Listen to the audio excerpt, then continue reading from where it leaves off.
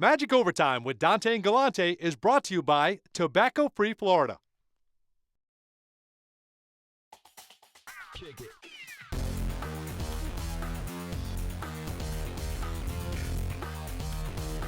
Welcome, everyone, to Magic Overtime with Dante and Galante. Dante Marcatelli here with you from Amway Arena.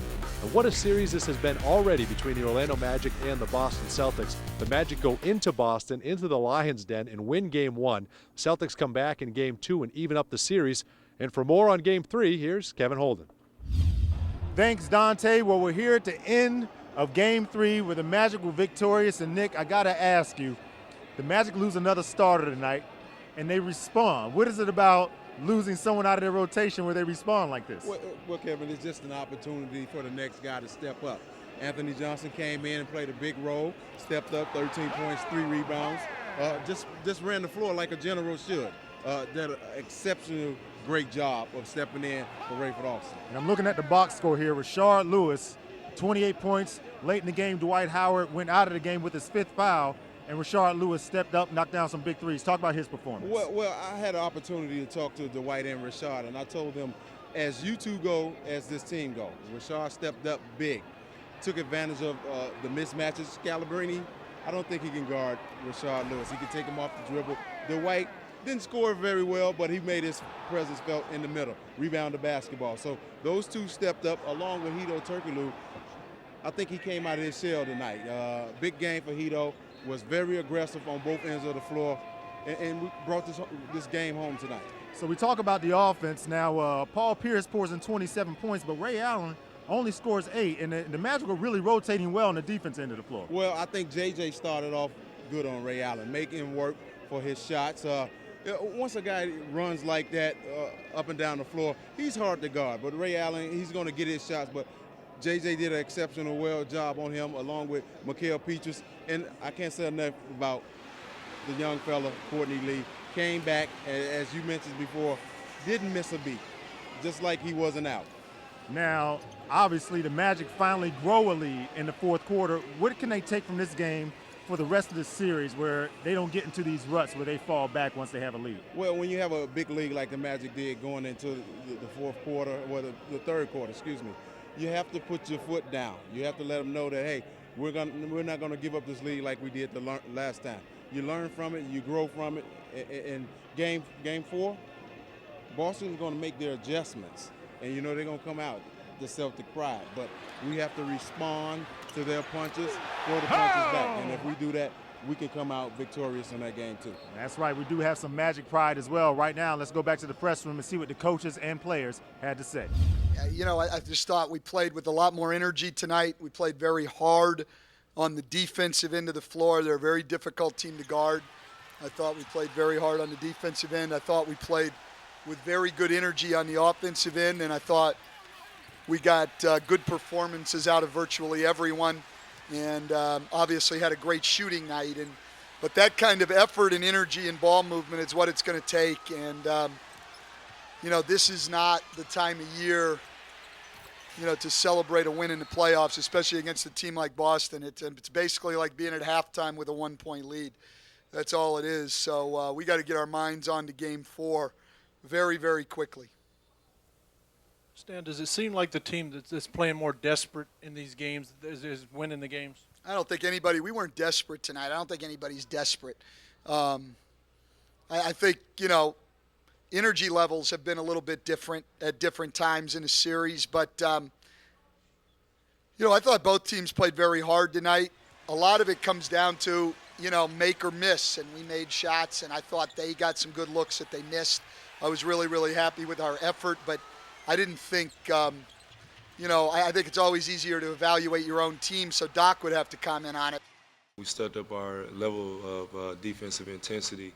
And like I told you guys last game, it starts with me, and I have to do that every night if we want to be successful, especially against a good team like Boston. We just had to be aggressive, get to the basket. Not even that, be aggressive, make the defense collapse, and make the right pass to the open guy. And it seemed like it was coming up big. We're hitting shots, and Hedo did a good job of getting to the basket, drawing fouls, getting to the free throw line, or hitting me out on the top of the wing because they seemed to collapse in the paint. And we was able to knock down a couple threes tonight. Well, we heard what some of the coaches and players had to say about tonight's big win, and there was some celebrities here at Amway tonight for the big playoff game, and I caught up with one of the biggest ones. Check it out. All right, Lil Wayne, before we get to basketball, what brings you to Orlando? Just this game, that's all. Just came to watch the game now. I've been seeing you on a lot of sports shows lately, obviously a big sports fan.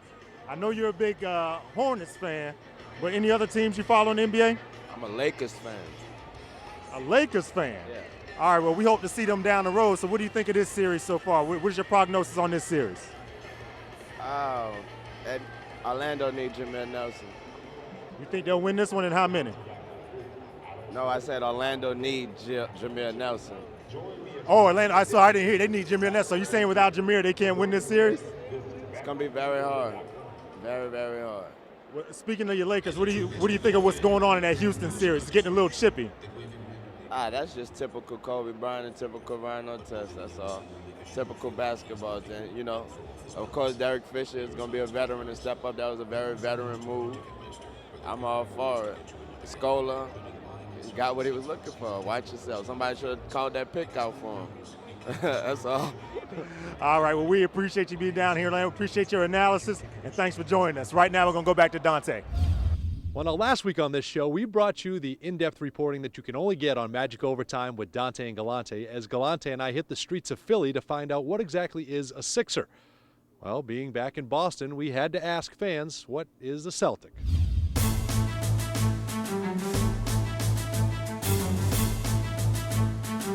Well, here we are in Boston. The Magic have been here for about 4 days playing the Celtics, and this is the first time we've been able to get out because there's been some sunshine. It's been freezing up here. I've been locked in my hotel room for days, so it's nice to get outside. Well, this is nice. We're going to get out. We're going to mingle with some of the local folks, and there's a lot of history here. So we want to get to the root of it. Like, for example, Samuel Adams, the famous Sam Adams, is right behind us. The beer guy.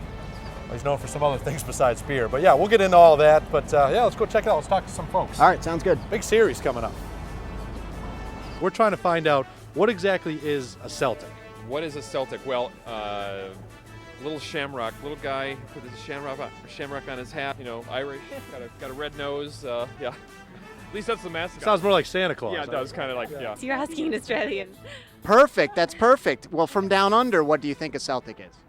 If you asked me a week ago, I wouldn't know. No. But as of the last week, I've realised a Celtic is an American basketball player from Boston. Okay, and now they are revered as gods here in Boston. Well, not so much for me. I didn't pick up on that. Was it Orlando? Orlando. Now, how come there's an R missing?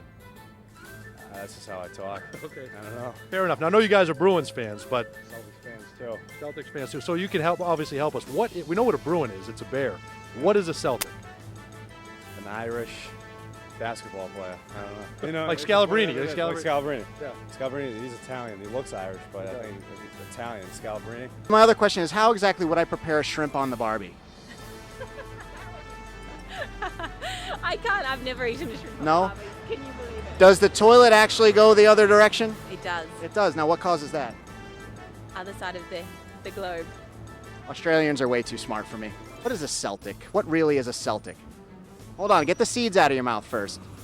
We'll get the seeds out of your mouth. Celtic is I would say, That's a tough question, isn't it? Fan and like Red Auerbach. Red Auerbach is a Celtic. Wow, that guy must have been huge. We're with the Orlando Magic, and we want to know, what is a Celtic? I have no idea. Is that because you're from Cleveland? I see you're the only guy here I've seen with a Cleveland Indians. No, that's because I think it's pronounced Celtic actually, and they've distorted it. So they've screwed it up all these years. I would say that's exactly the problem. It's a grammatical error. It all goes back to Grammatical English. error. Right? All right, there you go. Well, we apologize to everyone back in Orlando. We still have no idea what a Celtic is, do we? No, and you know what? Our trip to Boston was very similar to our trip to Philadelphia. Didn't know what a Sixer was, don't know what a Celtic is. Is it the Northeast? The closest we got is Celtic, which I think that guy might have had a point. And I know this was tough on you because this is your hometown. I'm from Boston, obviously not rooting for the Celtics, but still a big Sox fan. That explains also why Dante's a little slower than me on the show. Big fella, big fella. What do you say we sail on out of here, huh, guy? Head back to Orlando. Our ride's right there, actually. Man, come on. Still to come on Magic Overtime with Dante and Galante, we chat with Celtics legend Tommy Heinsohn. And Overtime fans, now is the time to get season tickets for the 2009-10 season. $27 upper bowl seats are only $13, and $70 lower bowl seats are only $34. Call 407-89-MAGIC for more information. Magic Overtime with Dante and Galante is brought to you by Geico. 15 minutes could save you 15% on car insurance. Visit us at geico.com or call 1-800-947-AUTO. Magic Overtime with Dante and Galante is brought to you by Tobacco Free Florida.